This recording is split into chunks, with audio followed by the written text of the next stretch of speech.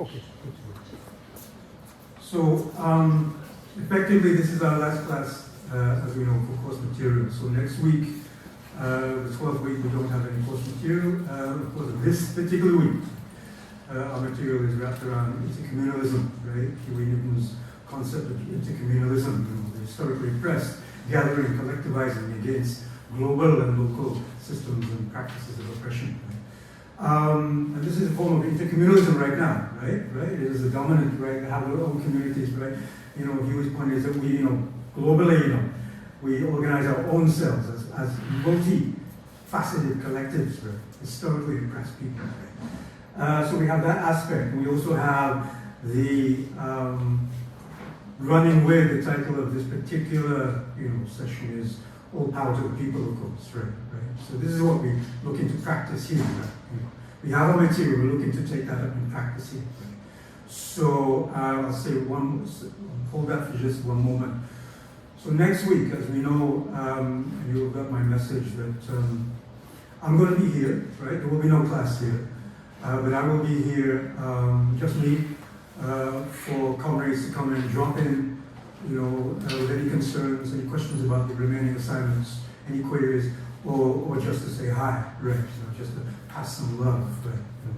Our tutorials, of course, and our tutorial leaders will have passed out and communicated to you that those will be online as well, right? So I'm assuming that's all gone out, right? And anything between then and now, just email all of us, any one of us, right? All of us together. So, intercommunalism, all power to the people, so comrades, right? And you heard me speak about comrades throughout this term. And we've also seen the way in which our grade 5 and grade 6s in Nelson Mandela Park School, we've talked about how, they have become nurtured in a revolutionary consciousness way to speak about comrades, right? As partners in struggle, right? Compadres in struggle, right? We stand by each other, right? We defend each other, right? And so these are my comrades here, but we also talked about, the ways in which, and we've seen that in our material, the ways in which then, our positionalities, right, of resistance are very much grounded, right, in a sense of whole collectivized conviction, commitment, right, towards the struggle, right, right? And there's a humbleness comes with it, right? And that's a life commitment, right? And so that's why I have these comrades here, because these comrades embody that, right? As comrades, right? A political term, right? A hip term, a political term. So we're going to have our comrades here speaking about their lives, their convictions, their commitments, right? That which is very much part of their existence in the world, right? Not as individuals, right? But also individuals inextricably connected to the collective, right? So I'm going to leave it at that. We're moving on for time here.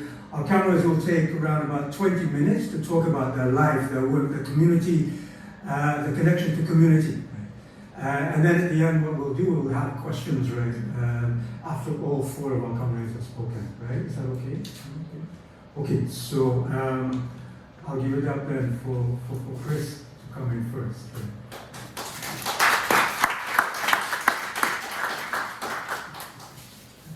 All right, before I try the mic, can you guys hear me in the back? Yeah, everybody's good? Yeah, I have a big mouth. All right, so I'm going to do something kind of anti-camaraderie. I'm going to talk about when I came to university. I didn't care about politics at all. I was overwhelmed. I used to go partying, go to the club, eat chicken wings, listen to music, and that was it. I didn't care about politics. The university was too huge, too much, too overwhelming. And around 1995, there was a massive student protest on campus. And the protest was around tuition fees. And that's where I kind of started to get involved. And that was one of the biggest mobilizations at that point in time I'd ever seen. It was about 10,000 students from across campuses. Students walked out of their classes. And it started to get me to think about what was happening here at this university. So I was kind of interested, but didn't know where to start, how to start. And I actually remember, so things are cyclical. So that's the key thing to remember. Things are cyclical.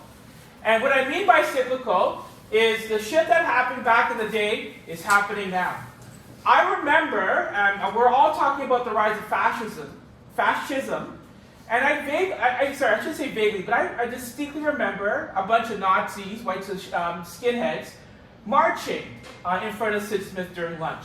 And it's one of those things, there's a takeaway, like what the hell, right? And in the early 90s, I remember they used to hang around, all the skinheads used to hang around the Eaton Center, and so there was this whole very vibrant reactionary groups of white supremacists all over, and our campuses were no different. Go back a couple years later, I remember I was eating lunch alone in Sid Smith. I was in a classroom eating a big ass roti with peanut butter, and I was having a good time. And I was alone, trying to reflect, and I was like, lo and behold, something caught my eye. And I looked carefully, and it was a advertisement. It was a very small advertisement to join a white supremacist group. And I was like, what the hell? So I tore it down, and I brought it to the Arts and Science Students Union. Y'all know ASU? Mm-hmm. Okay, so ASU was kind of one of the first forays that I had into student politics on campus. So number one, right, things are cyclical. And I'm telling you this kind of longer history about my student activist days on campus, because a lot of those pedagogies, a lot of the things I learned back then is what's helping to inform how I teach and how I try to do community organizing today. Okay? So things are cyclical. Learn the lessons of the past. So I got involved in the Arts and Science Students Union. I was concerned about what's happening here within the curriculum at the Faculty of Arts and Science.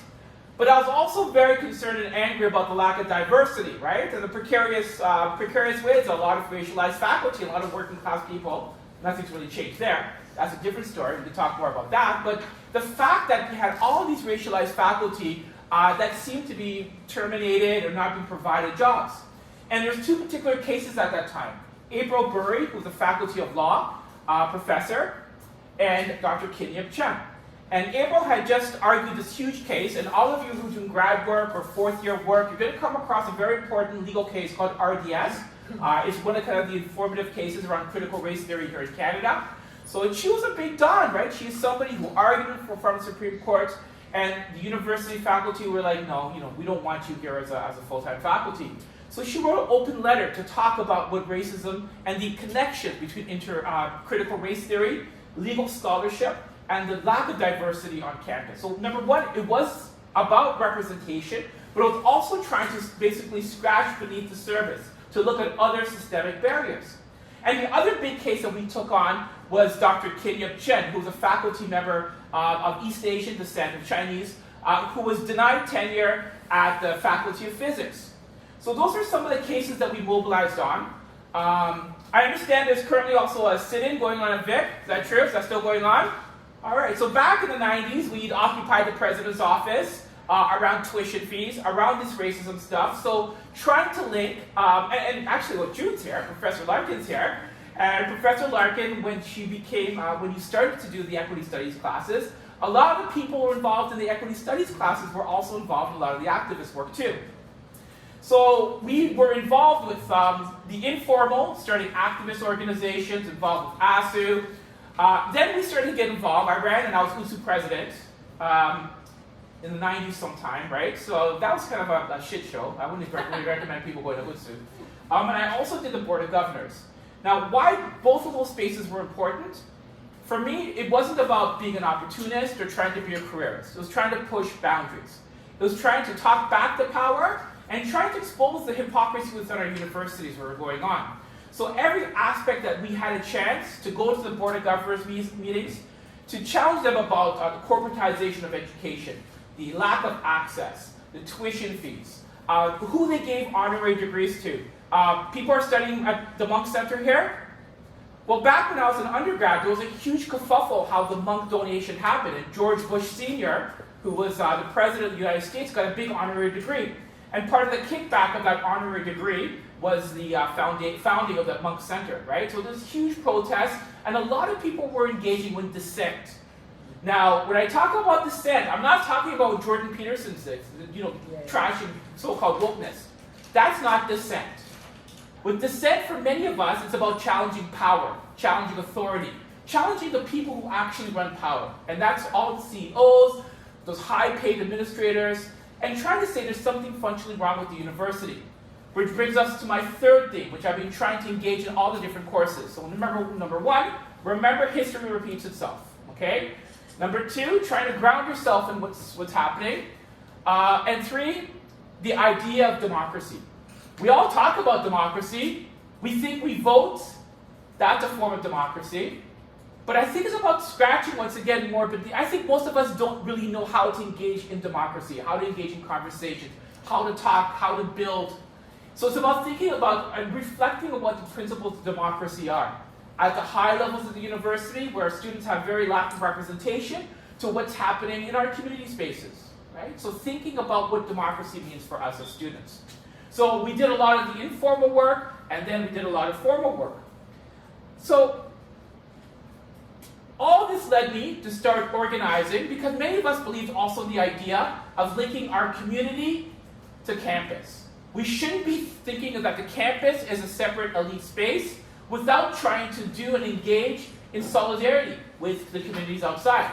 And albeit, let me be straight up, we screwed up a lot, we made a lot of mistakes. You know, we came from a place of privilege, being a university campus. So mistakes, reflection are critical in the work that we all do. So on campuses, we ran free university camp courses. In the community, we did occupation at Allen Gardens to address homelessness that happened over many, many years. And all of this led to my work that's been going on for 20 years now with farm workers, right? So I've been organized with farm workers in the community for a very, very long time. And we've met a lot of amazing peaks throughout this entire process. I want to situate myself, okay? A lot of times when people come talk to y'all, they've got the polished speech, they've got a very good discourse, but I'll be straight up. I consider myself a misfit, a screw up, and I'm always, learning, right? So I'm never going to position myself as somebody who knows everything or somebody who is the bomb, right? That is the wrong way. That's the wrong type of stuff to think a lot of activists, this type of engagement stuff should not be happening. So back to, I guess, my last, how many minutes I have? Go to just before 22, maybe we got 10 minutes. 10 minutes, okay. Let me see what have I missed. I'm going to give some flyers out. So, the 3 courses I teach here, and in respect to all my comrades, Kevin has basically helped me, I guess, kind of introduce me to do the Caribbean studies. So the Caribbean, I did my undergrad here in Caribbean studies, so Caribbean studies is part of my roots. I'm honored to be teaching Caribbean studies in the same class where I may or may not have skipped, or may have sit in the back, or fallen asleep. How many people are watching YouTube right now? Anybody? No? Okay, I may have been doing that during my undergrad. May not. So. You had YouTube in your undergrad?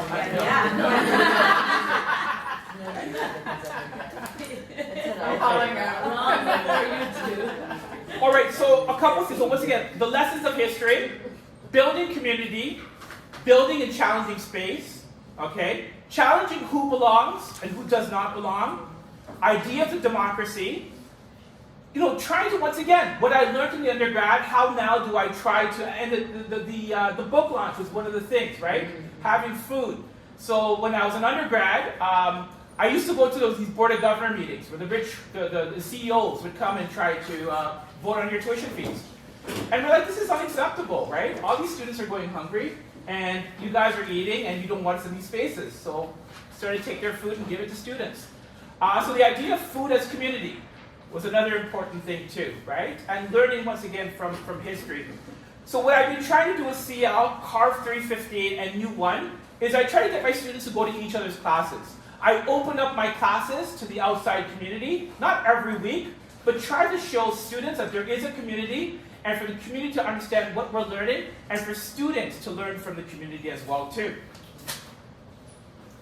And we've been engaging in, so this is about the program, you can read about it. So we've got a 4th year course. Kevin and I are going to be working on that for the upcoming year. So what community engaged learning is all about, it's about putting students and trying to engage in community organizing or community activism and community development. So currently we have about 14 or 15 different organizations that we have students in placements. A lot are labor, community, social justice, immigrant rights, workers' rights groups, and trying to get students to consider a couple things. Number one, that we all don't have to always end up in government or working for big business. Okay? We don't have to end up working in government or big business. Number 3, academia is an important site of learning and struggle. And number 4, communities are important, right, to build. And, okay, I didn't do nothing, right? Okay, all right. But also, it's not just saying about, hey, go work in the community, but it's about challenging, right, the idea of government funding, looking at the role of neoliberalism and how it impacts a lot of community organizations. The power and privilege of students going to work with, say, low-income communities, right? What are the challenges that happen? How do you build trust? How do you build relationships? And thinking about labor. And what I mean by that is, as students, when you go to work for a placement or do a placement, or when you leave the university, what are your rights? How do you ensure you don't get screwed over when you're working, right? Organizations, whether it's unions or community groups, love young people, okay? They love to tell you how great the movement is, and then at the same time they screw you over, right? So trying to think about how you protect yourself as a worker. So these are some of the themes I've been trying to think about within my course. So thinking about the potentials, the possibilities of community engagement, community organizing, but what are the challenges, right? The real challenges. State funding, budget cuts, burnout is also really, really, really critical. The last point, I think, before I bore the hell out of y'all, is about research, all right? So I'll be straight up, I don't think I'm ever going to be a great researcher, but there's 4 or 5 things I want to challenge you guys to think about, all right? Number 1 is everybody is engaging in research, right? When you build community, lived experiences, when people tell you that your lived experience or that of your community shouldn't be informing and engaging our academic work or knowledge production, I personally believe they're wrong, all right? Our lived experiences, our realities are central to theorizing and understanding the world around us, okay? Number 2, documenting the role of struggle. Now, I've seen this, I'm currently facing this, and all of us are facing this, right, in our work. So the migrant worker struggle is being erased, it's being depoliticized, loss of government funding is happening, and all these ideas that we had about transformation are being pushed to the side. So thinking about how do we fight back in that as well too. So knowledge production of struggle is also very, very critical. And the different sites that we've been engaging in is once, talking with people, but not using people. So thinking engaging in research as reciprocal. Easier said than done, right? But what is reciprocal relationship building on knowledge? What is that? As young peeps, I encourage you all, file a Freedom of Information request, file an ATIP, see what the cops have on you, right? See if the police, the RCMP, or if you've got a record. I did that many years ago when I was younger, and it was really interesting to see, right? So there's always forms of surveillance, and it's a way to start trying to undergauge research, right? ATIPs, Freedom of Information requests. If you're involved in any legal cases, trying to get production orders and disclosures, that's another site of knowledge production, right? And to theorize and to engage in type of research. But it's also not about building yourself up, right? The other challenge is taking all these documents and all these things and sharing it with community, right? Which is a challenge. It's not always easy to do, but it's something to think about with the research that you're engaging in. And the last thing, once again, is, and I see my role now as kind of this older dude on campus, is to tell you about the struggles that we did before. Because two things. A lot of activists have big egos, and they think that what they're doing now, nobody's ever done before. So they're cool, and they've got nothing to learn from the past. But also, number 2, is that many of us, when you're engaging in stuff, so I'm assuming many of you care about tuition fees? Yeah? Do many of you concerned about student debt? Okay? Many of you are concerned about your academics? Okay? People for generations have been engaging in this type of work, and this type of struggle on our campuses. But every time we graduate, or every time when we come down to end of March or April, you see this kind of burst of energy. People wanting to do something, and then they're gone. So part of our work, I think, is trying to let people know what happened in the past, right? What to be careful about. Not to impose what we know on people, but to try to provide some signal posts and guiding suggestions. So you don't make some of the mistakes that we did, but you also understand some of the victories that happened in the past. So I'll leave it there. Thank you.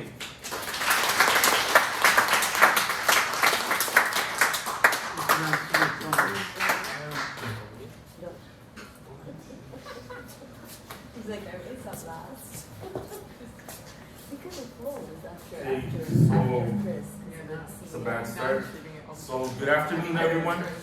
My name is Kevin Edmonds. It's gonna be tough to follow. Maybe you want me to stay over here? No, go. Okay, so to follow Chris. So I am an instructor in Caribbean Studies and Community Engaged Learning. I see some familiar faces here. So apologies to those of you that might have heard bits of this discussion or segment before. So the last year, I decided that I would let students know a little bit more about myself. I know, Chris, I met you a couple years back, and it was really about a similar kind of engagement with students to let them know how you ended up here, because I think a lot of professors tend to hide that part of themselves, and they'll just tell you, oh, I got the degree, I got the job, listen to me, I know what's up. You can't see yourself in that way. So that has always been an issue to me about how people have been really closed off, because one, you're all here, but we seem disconnected from each other. Professor's just someone that marks your papers. I know Stan is different. I know all my comrades here are different in that sense, but lots of professors, you're just kind of a burden. We don't like teaching. We want to do the research. We want to go up on the big platforms and do stuff. We kind of treat this as a side thing. I came into this really differently because I never thought I would be a professor. The first reason was I hated school, right? So to think, and it's funny, my friends that I talk to now, I ended up seeing a bunch of them on the weekend. We had a friend pass away, but people I hadn't seen in 20 years. They're saying, hey, what are you up to now? And I said, oh, I'm teaching, They said, that's good. And then one of my friends that knew was like, no, man, tell them. They're like, ask him where he works. I said, oh, I work at U of T. They couldn't believe it, right? They're like, no, I remember smoking weed with you outside. When we did right? We would get into fights. We were knuckleheads, right? And I got kicked out of school a few times. I ended up finishing my high school through an adult learning center, right? Where students that are not trusted to go to normal school, you end up there, right? And they give you very, very remedial education. So stuff that doesn't prepare you for university. I never told students that because I was just trying to keep things moving and trying to eat and, but I also realized that there's so many other people that are in situations like that as well. And if you close yourself off to students, they'll just think of you as, part of the institution, where as if you can actually have a conversation with people, like I hope to do after, we get to say our bits, is that we're actually the same as you. A lot of you have talked to me, some of you, not everyone in this class, I'm just saying students in general, about situations, you've opened up about some vulnerabilities, because I've done the same to you. Letting students know about, I have a history, I've run in with the law a lot of times. I have a lot of friends that passed away, I have a lot of friends that have been to prison, and they're not here. So the fact that I'm here, I will take advantage of it. I never even got into U of T, to tell you the truth. You're all way further ahead than I was at your age. I remember dropping off when I graduated, I went to, I think it's the high school now, that used to be the admissions office. And I went there, I dropped off my transcript, I was like, all right, cool. I applied to York, I applied to McMaster, I applied to Guelph, places just around where I live. And I remember I got a letter from U of T first. I was like, okay, opened it up, thank you, but it didn't say no chance in hell, but they said, because of your transcript, you're not getting in. So I said, okay, cool. Ended up going to York, was there, worked throughout my university. Like Chris, I was apolitical. I actually grew up with politics all around me. All kinds of stuff happened. Terrible things happened to a lot of very close people to me, but I never made the connection. So it was only when I was getting into trouble, kicked out of school, back and forth. A lot of friends, like I said, didn't make it. My uncle actually passed me a book. It was an autobiography of Malcolm X. And I was a real angry person at the time, right? Lots of fights, lots of charges. We had actually got arrested, me and my friends, doing an armed robbery in Burlington, right? I got off of it, I was the driver. I was 16 years old. It was the second day I had my G2, and we had been drinking and doing all kinds of stuff. So you could imagine from then. So things just kept getting worse. A lot of my friends kept doing the same stuff. Like I said, some of them ended up in jail, some of them ended up dead. But I learned through that book that it wasn't just because we were all stupid or really out in the streets running into bad luck. My family was in a bad situation because of a system that's in place. It doesn't mean we don't have choices within the system, but oftentimes we have very different, limited choices. So one of those things was second chances. A lot of my friends, a lot of my family, we never had second chances. I'm only here because I've had a second chance, right? To be able to get into trouble, that I had a supportive family, I had a two-parent household. My dad was working, busted his ass to look after us. I had teachers, surprisingly, not all, some tried to take me out of school and they did, but others that encouraged me to go to university, to finish my high school. And then so I just kept going along because I didn't know what else to do. So I started learning about politics, learning about history, learning about how all of these decisions, why me and my friends would get, even before we started getting into trouble, when we were at school, I would get streamed into basic classes. You might have had classes that were general and advanced. There was a level below that.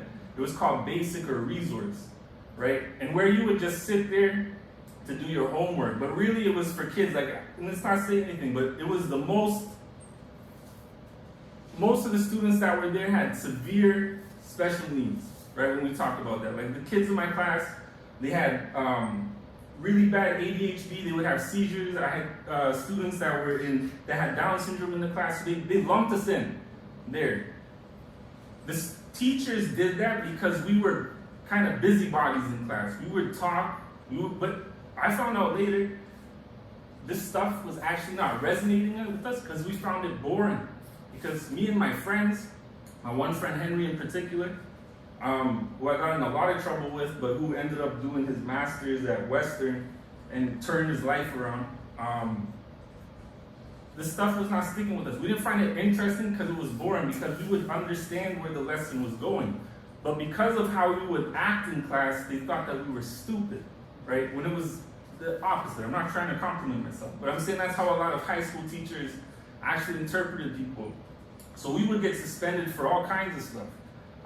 We ended up just going to school to play basketball, drink, smoke, whatever. We go to school, fight with other kids, whatever. There was no encouragement. Teachers didn't really try to get us to go on a path. They gave up on us early, right? They didn't even tell us to go to trade school or anything like that. So the fact that I ended up going to university was an accident.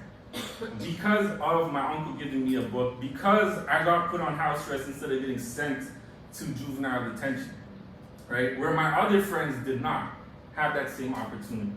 And that ended up making a huge difference in my life. So when I ended up getting off of house arrest for the armed robbery and a bunch of breaches of probation and stuff like that, I just started reading. Started learning about where my family came from in St. Lucia, why my grandfather's situation in his life was so rough, how that impacted my mom. They were banana farmers. Learning about the poverty is not an accident, right? So you learn about indentureship, colonialism, slavery. You learn about independence, so-called independence, free trade. All of my family on my mom's side, they lost their jobs in the mid-90s because of the World Trade Organization deciding unilaterally, well, because the US pushed them, that the Caribbean farmers in St. Lucia, but it's the same Trinidad, Guyana, Belize, Jamaica, cannot sell bananas, oranges, coconuts, you name it, to England. That it was breaking the rules of free trade. So you got to get rid of it. So all of these people were thrown out of work overnight. Half of the country's population was involved in farming, lost their jobs, right? I didn't know that. We just see that people are struggling, people are moving, families are broken up, people getting killed, right? It's politics, right? Who was able to move, who was able to get a job, how you're treated once you arrive here, right? It's politics. Okay? What ended up happening when I was in high school, that's politics. Some of it has been changed because people have fought back against it. So streaming, hopefully, they said it's no longer a thing, that they're not going to do that to future generations, which is really important, because once you get labeled and put into that system, it's really difficult to get out of it. Because a lot of people will quit school because you're like, that's not for me. And then school is not for everyone, to say academia, but they don't even give you an option. They just tell you from the beginning that it's not for you, push you out the door. So we wondered why there's whole different communities where kids, you see it, 16, 17, doing robberies, stealing cars, robbing pharmacies, doing all this stuff. This is not accidental. You often look at where these kids are and what's happened to them. You can draw almost, not it's always a straight line, but pretty close, right? As to what's happening in the school system, what's happening at home, and the lack of second chances that these kids get, right? So whenever I come into a place, I'm always kind of humbled because I know I shouldn't be here. I shouldn't be here at all. The fact that I ended up becoming a professor, like, it still makes me laugh because I do certain parts of school I still don't like it. The memorizing for tests. But what school did for me is it gave me an opportunity to slow things down, to get out of the environment that I was in, to be able to understand what was happening, right? I was the first person in my family to go to university, the first person in my friend group to go to university, well, even to finish high school and go to university, right? I was able to bring 2 of them along, my sister, my brother-in-law. Other people started after because they're like, if someone as stupid as you can go to university, anyone can go, right? But that was the thing. And whenever I would go back and see my family, they always said, you have a responsibility now because you're learning. You have access to these opportunities, right? Because I have family members that they were much smarter than me. They're not here anymore, right? Because of situations and decisions that they found themselves in, right? Or that they ended up making, right? So I kept pushing forward. I didn't like university. I got through it, started learning about politics and stuff like that, but I still thought it was just, it was gonna end after 4 years. But I had a teacher in my 4th year in university. She's just like, oh, you gotta go further. Because I would always sit in the back of class. I would be like, Chris, I used to have my do-rag on, my hoodie, fall asleep, smell like weed, right? And I just never talk. And then she called me to her office one day, and she's like, you're writing these papers? I said, yes. She's like, you writing them? Like, not somebody else? And they put it in. I said, no, it's me. You can talk about it. I can tell you what I wrote. She was super surprised. She said, but how come you don't talk? And I said, well, everyone else is busy talking. What am I going to do? Right? I don't want to, but I'm also not confident to talk about it. I still have butterflies now. I'm nervous all the time. Right? But she said, no, you should. You should put your hand up. You should start talking, be more comfortable, come to office hours. And she pushed me a lot because she said, I see some potential, some. Right? So I said, okay, cool. So she ended up mentoring me and told me to keep going. I graduated at York and I was out. I said, I'm leaving. I'm getting out of Toronto. Lots of bad stuff was still happening. I have OSAP. All I could see in my future was working at a job I didn't like, a call center for insurance or banks or whatever. That's all my friends were doing too, right? That had jobs like that. So I was like, that's not for me. I took off, got as far away from Toronto as I could. I ended up in South Korea teaching English, right? Crazy. But I needed to pay my OSAP. I knew if I lived in Toronto, I would probably get back into trouble because I had to pay my rent, pay my OSAP, do all this stuff. I wasn't ready yet. So I said, okay, I'm gonna go. Ended up doing the research, finding out that if you went to Korea, they pay your rent, pay your flight, everything. So I'm able to save, not even save, give the money back to the government for the student loan, right? Get away from trouble, learn stuff, go to a new culture, travel, things I wouldn't have been able to do if I stayed here, right? And while I was there, that same professor from 4th year emailed me. She said, hey, you thinking about when you come back, what are you gonna do? I said, I don't know. Go hang out, not, whatever. And she said, no, you should try and go to grad school. I said, I'm not going to grad school. I said, I'm done with school. She said, no, you should really think about it. You should just apply. Do me a favor and apply. I'll write you a letter. She sent me the letter she wrote, and I broke down in tears and I said, okay, because you actually believe in me, I'll do it. So I ended up applying again, applied to U of T, didn't get into U of T. They said, we're not giving you, well, they said, we'll let you in, but we're giving you no funding. I said, it doesn't work for me. I need to eat. So I ended up going to McMaster. She said, make sure you apply for scholarships. I said, I don't have grades. Like, I didn't do anything. I was in university. I went to school. I was never involved in extracurriculars. I don't have anything. She said, apply. I'll write you the letter. I applied. I got on the wait list for the scholarship. Somebody else, I don't know what the hell else they applied to, they turned down this big scholarship because they got something bigger. So I ended up getting it. So I was able to go to university, do my master's. It was a 1-year program because I didn't want to stay in school long. I was just doing it because I didn't know what else I wanted to do with my life. And ended up at McMaster, went through it, got the scholarships, did all that stuff, got involved now in activism related to trade relationships, understanding why my family got impacted, but also seeing what the government in Canada does. Because the States does a lot of bad stuff, you all read about that and see it, but I live in Canada, what am I going to do in the States, right? Realizing that our government here is actually really involved in undermining people in the Caribbean. So through these trade agreements, but also in places like Haiti, drawing the connections and saying, hey, this is not right. I don't have many tools, right? I don't have a fighter jet to go take out the people that are doing this stuff, but I'm at school. So I have an opportunity, a small platform, some resources, what can I do? So started doing work about what Canada was doing in Haiti around 2010. And some Haitian grassroots organizations actually caught on to my writing and what I was doing. They're like, yo, if you can raise funds to come down, we'll host you and we'll take you around. So I said, okay, I'll do it. So I went to McMaster, I told my professors, showed them the invitation. They actually said, you know, we'll help you do some grant writing. And they were able to pay for the trip to go down. So when I went down there, it was in the middle of the cholera epidemic. The United Nations was there shooting students and just innocent people left and right, documenting this stuff. I had been to Korea, but this was totally different, seeing this stuff on the ground. And it was really just because I started doing some writing that I thought no one would read.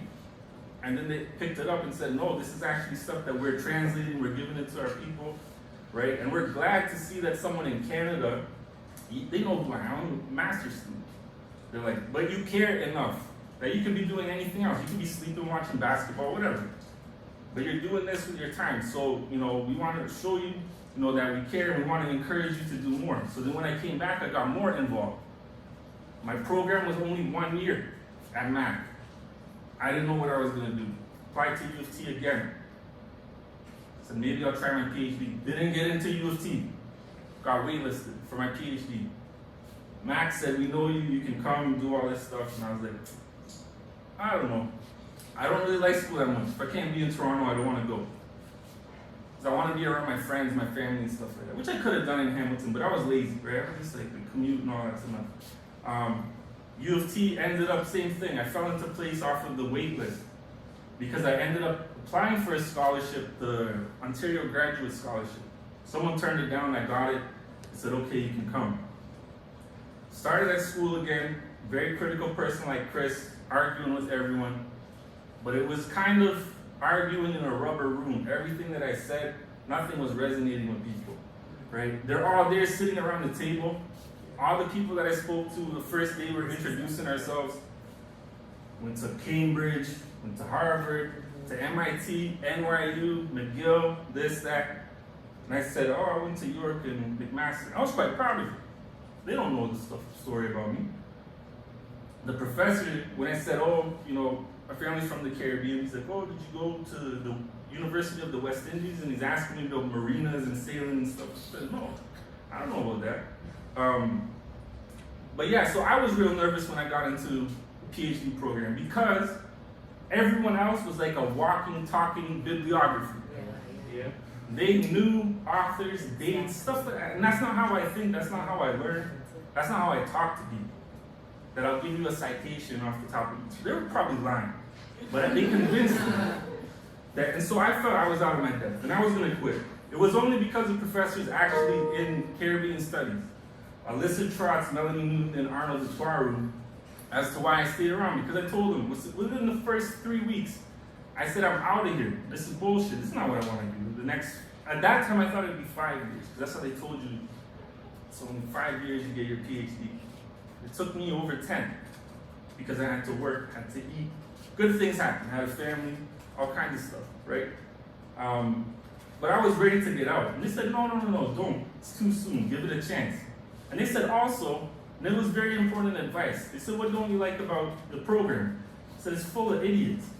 I don't like them. They're really closed-minded, and it's ultra-conservative. And everyone is always trying to one-up each other, and they're very arrogant. It's okay. Don't you think there's lots of people like that anywhere that you go? I said, yeah.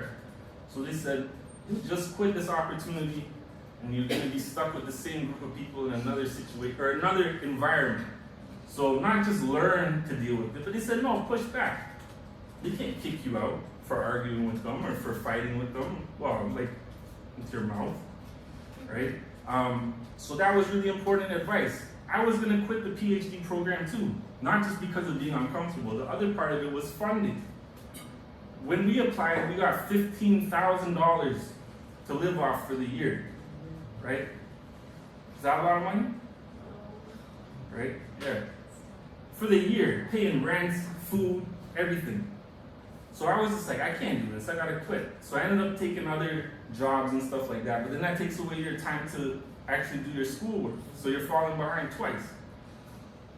Caribbean Studies, Arnold Dupoirot gave me a job, Alyssa Trotz gave me a job. They said, sign the contract, do the bare minimum. Oh, no one's here doing this, we're past that. But they're like, do what you need to do, we'll look after you, you can't leave, can't quit. Don't make it easy for you to leave, right? So I said, okay, stay with it. By needing a job, I ended up working with the union, the graduate student union. I liked unions because I had lots of family that were in unions, mostly in manufacturing. So I knew that there was some good stuff that came with it. Opened up a lot of doors for me too. Realized the nature of the school as an institution, as a business. Because you only tend to see things, you know, and it makes sense. As a student, it's personal. It's about your grades, it's about your income, all these things, right? Your resume, your CV. It's not just that. You learn about how the school operates and what Chris was talking about, funding, and how they have this system where they look at students as basic income units and the way they talk about people, and you're like, oh, okay, so it's not just me. That this is something that everyone else faces as well. So you get to see the other side of it, right? So I got to see the good side through people in Caribbean Studies, but also the bad side, right? And there was a strike, we were involved in the strike, a lot of stuff we saw at Chandni. And from that, just kept moving, trying to finish. I was gonna quit my PhD right before 2019. My son was in, he was just born, right? So 2019. There was a job advertisement that came up. I had told the people in Caribbean Studies and also my supervisor in political science that I was going to leave to go back into construction, which is what I used to do because I said there's actually steady work versus if I get my PhD and apply for jobs, what am I going to do? And they said, well, this came out, apply for it. And I said, well, there's much better people that are going to apply. And I'm 0 for 3 at U of T. As it goes already, right?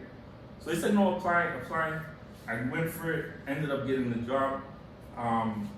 Surprisingly, they liked the fact that I was active in the community. They liked the fact that we and a group of, like, when I say we, me and a group of friends, we actually held political education in the community, right? Where our friends, our family, people in the community, people we don't know, we'll watch a film, we'll read books, we'll have speakers, we'll do teachings, do all these kinds of things. In the Caribbean Solidarity Network, right? That we were doing that anyways. They said, no, you should be teaching people, right? Because you're doing it for free. Why not get paid, right? Use the resources of the school. I said, okay. So I put all that stuff on my resume because I didn't think it was useful. I was like, I have like one paper I wrote. It's not going to be enough. He said, no, put all the other stuff that you do. All of the talks that you've done at the community centers, all of those things, put that down. All that work, we want to see it. So I did that, and they said, ended up getting the job. They said we were convinced, not just because of the scholarly stuff, that is what it is. It's not bad. But they said we like it because you're more holistic, that you're able to engage with people in different places, right? That you're not just a robot that walking, talking bibliography, right? So the things that I thought don't matter, that would count against me, ended up benefiting me in a lot of ways, opened up a lot of doors, because I realized that doing that teaching, engaging in the community, trying to bring other people with me as I was moving through some places and opening some doors or having them open for me, right? Bringing people with me, that was a positive thing. Because sometimes it can feel really burdensome and isolating. You can get bitter and stuff like that because it doesn't always go your way. And sometimes you're like, I would like a little help too. But it's okay. Because you get to see, actually, it's a feedback loop. What you put in, you get out. Not always. I'm not going to be naive about that. But anything that I get, I'm going to try and pay it forward. So if it's the students, it's my comrades here, just anyone, to try and make the university better, to get people to push, right? I think that's important because you're often told you can't do this or that. Your grades aren't good enough. You don't have enough of a volunteer background, the CCR credits or whatever it is, to discourage you. Sometimes you can't do it because you gotta go to work, right? But I wanna tell all of you, we are all examples that that's bullshit. It's not saying the world is magic, you just try hard, everything's gonna work out. But yeah, you push, and if you get connected with people and help to build a community, people will look out for each other. But it's really hard to do it on your own. That's where it's really difficult, because we're taught to work individually. Don't talk to other people, don't share your vulnerabilities, the hard time that you have. I don't want the person next to me to know that I got a B- on my test. I don't want them to know I slept in my car last night, because everyone has this, veneer of making it, right? That we're very insecure about a lot of stuff. The person beside you is probably in the same, if not worse situation. But that's what we end up missing out, is because we don't tend to have spaces like this where we can talk and build community. So I'll stop there because I'm probably way over time. But I'll stop there. Thank you.